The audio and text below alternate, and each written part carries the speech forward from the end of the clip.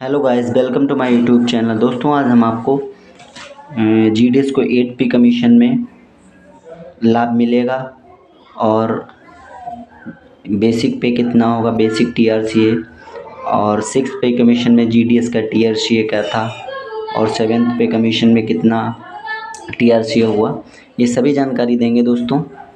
तो अगर पहली बार हमारे चैनल में विज़िट कर रहे हैं तो प्लीज़ सब्सक्राइब करें और बेल आइकन दबाएँ।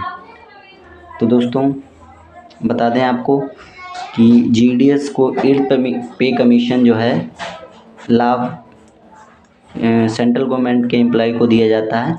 जीडीएस के लिए अलग से एक पे कमीशन रिपोर्ट तैयार होती है, कमेटी रिपोर्ट बनती है। उस हिसाब से दोस्तों जीडीएस का टीआरसीए रिवाइज़ किया जाता है। तो दोस्तों, जैसे कि 7th पे कमीशन में, पहले 7th पे कमीशन के बारे में बता दें। जीडीएस के लिए कमलेश चंद कमेटी रिपोर्ट का गठन हुआ था। ये 2016 में रिपोर्ट दी गई थी और दोस्तों बहुत ही लेट 2018 में लागू की गई, जुलाई 2018 में। और फिटमेंट फैक्टर 2.57 ही था। जो हमारे केंद्रीय कर्मचारी जो हैं जिनको 2.57 फिटमेंट फैक्टर लगा, वही हमारे टीआरसीए में जो बेसिक होता है टीआरसीए, उसमें 2.57 ही लगा। तो दोस्तों, ओल्ड बेसिक क्या था जीडीएस बीपीएम का, तो जो एबीपीएम होते हैं उनका ओल्ड बेसिक 3900 रुपये अप्रॉक्स था, 4700 बीपीएम का था, और जो बीपीएम लेवल सेकेंड में उनका 5700 ओल्ड बेसिक टीआरसीए था। इसको दोस्तों ये देखिए, बीपीएम सभी का दिया है। ये 6 पे कमीशन के हिसाब से ये बेसिक था और 7th पे कमीशन में दोस्तों 2.57 के हिसाब से मल्टीपल किया गया, तो 10,000, 12,000 और बीपीएम लेवल फर्स्ट 12,000 और बीपीएम लेवल सेकंड 14,500 रुपये तक इनका टीआरसीए हुआ। और दोस्तों, ग्रेजुटी की जो सीमा 60,000 थी 6 पे कमीशन में, वो दोस्तों 1.5 लाख की गई। और जो मांग थी पे कमीशन में कमलेश चंद, वो 5 लाख की थी, बट 1.5 लाख ही की गई थी, 5 लाख का लाभ नहीं मिला था। और दोस्तों, चिल्ड्रन एजुकेशन अलाउंस का लाभ दिया गया था, जो 6,000 रुपये था पर चाइल्ड। तो ग्रुप इंश्योरेंस भी था दोस्तों 5 लाख के लिए, वो भी नहीं हुआ था। और 12, 24, 36 बहुत दिन बाद हुआ। आप लोग जानते ही हैं कि मार्च 2024 में अप्रूव्ड हुआ 12, 24, 36, और वो भी कोई लाभ नहीं मिला, क्योंकि जो कमलेश चंद में मांग थी वो फाइनेंशियल अपग्रेडेशन जो था वो बेसिक में ऐड होकर था, बट इसमें जो है एक्स्ट्रा जैसे अलाउंस होता है उसी टाइप से दिया गया, तो विशेष लाभ नहीं मिला। और मेडिकल के लिए था, तो दोस्तों मेडिकल भी लाभ नहीं मिला। वो तो ओनली केवल देखा जाए तो टीआरसीए ही थोड़ा चेंज हुआ, बाकी कुछ लाभ विशेष नहीं मिला जीडीएस को। तो अब बता दें, 8 पे कमीशन में न्यू कमेटी रिपोर्ट का गठन होगा। 8 पे कमीशन के हिसाब से सेंट्रल गवर्नमेंट आते हैं, जीडीएस जो है एक्स्ट्रा डिपार्टमेंट है और 4-5 घंटे ड्यूटी होती है। रूल 3 है GDS conduct and engagement rule के हिसाब से दोस्तों इनका टीआरसीए 4 घंटे और 5 घंटे के हिसाब से है, उसी हिसाब से दोस्तों रिवीजन होता है। तो दोस्तों, ये चीज़ है कि फिटमेंट फैक्टर जो हमारे केंद्रीय कर्मचारी का होता है वही होता है, बट ये है इसमें पे लेवल कम है, टीआरसीए कम है, उस हिसाब से कैलकुलेट करते हैं। मीडिया रिपोर्ट्स के हिसाब से 1.92 अगर फिटमेंट फैक्टर रहता है तो एबीपीएम इनका 10,000 बेसिक है, तो उनका दोस्तों 19,200 रुपये टीआरसीए बनेगा। 8 पे कमीशन में एबीपीएम जिनका 12,000 है, उनका 1.92 के हिसाब से 23,040 रुपये बेसिक बनेगा। और बीपीएम लेवल फर्स्ट वाले 12,000, इनका भी 23,040, और जो बीपीएम लेवल सेकंड में आते हैं 14,500 है, इनका 1.92 के हिसाब से 27,840 रुपये ये टीआरसीए बनेगा बेसिक। और जब भी ये बेसिक में कन्वर्ट होगा, फिटमेंट फैक्टर लगता है दोस्तों, तो हमारा जो डीए है वो 0 से कैलकुलेट होता है। ये आपका बेसिक रहेगा और 4%, 3% के हिसाब से जो डीए होगा, और बाकी अदर अलाउंस मिलके सैलरी इन हैंड आएगी। दोस्तों, ग्रेजुटी की सीमा पे कमीशन में रिवाइज़ की जाएगी, क्योंकि अभी जो 1.5 लाख है वो 5 लाख हो सकती है, इससे ऊपर भी हो सकती है।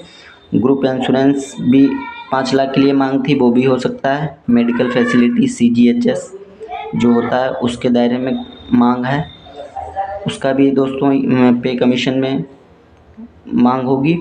और दोस्तों मीडिया रिपोर्ट्स के हिसाब से 2.86 तक फिटमेंट फैक्टर हो सकता है अधिकतम। तो अगर अधिकतम 2.86 लगता है तो जो 10,000 बेसिक है उनका 28,600 होगा, 12,000 उनका 34,320। इसी हिसाब से दोस्तों जो सेंट्रल गवर्नमेंट एम्प्लॉय जिनका 18,000 बेसिक है, 18,000 दोस्तों बेसिक है, इनका अगर 1.92 के हिसाब से तो इनका भी 34,000 प्लस ही जाएगा, 34,000 प्लस बेसिक। और 2.86 अगर होता है तो दोस्तों 2.86 के हिसाब से 51,500 कुछ रुपये आता है, अप्रोक्स 40-30 ऐसे ही। तो ये बेसिक होगा। सेंट्रल गवर्नमेंट एम्प्लॉय जो MTS या जो भी सबसे नीचे जो है जो एम्प्लॉय होते हैं उनका 18,000 बेसिक होता है। तो अगर 1.92 होता है तो 34,000 और 2.86 होता है तो 51,540 मतलब बेसिक होगा। तो दोस्तों वैसे तो बहुत ज़्यादा अगर फिटमेंट फैक्टर है तो 1.92 या 2 तक हो सकता है। वैसे 2.86 में दोस्तों सैलरी हाइक बहुत ज़्यादा हो जाता है और इतना हो भी सकता है दोस्तों, बट ये है 1.92 होना चाहिए। तो उस हिसाब से जो बेसिक दोस्तों आएगा आप ये देख सकते हैं, BPM, ABPM level first level second ये बेसिक है। और बाकी जो है ग्रेजुटी, ग्रुप इंश्योरेंस, मेडिकल, ये सभी पे कमीशन में मांग रखी जाएगी। और क्या क्या होता है वो आगे हम देखते हैं। फ़िलहाल जो है फिटमेंट फैक्टर वही रहेगा जो हमारे केंद्रीय कर्मचारी को मिलता है, उसी हिसाब से GDS का TRCA भी उसी फिटमेंट फैक्टर के हिसाब से निकाला जाएगा। बट ये है दोस्तों GDS को इसलिए लाभ नहीं मिलता क्योंकि ये सेंट्रल गवर्नमेंट एम्प्लॉय नहीं है और इनके कुछ टर्म्स एंड कंडीशन है, उसी के हिसाब से ही दोस्तों GDS का पे कमीशन मतलब पे रिवीजन होता है। और जो भी मांग होती है इसीलिए ग्रेजुटी वगैरह भी बहुत कम है क्योंकि 60,000 से 1.5 लाख की गई 7th पे कमीशन में। अब हो सकता है 8th पे कमीशन में 5 लाख हो जाए।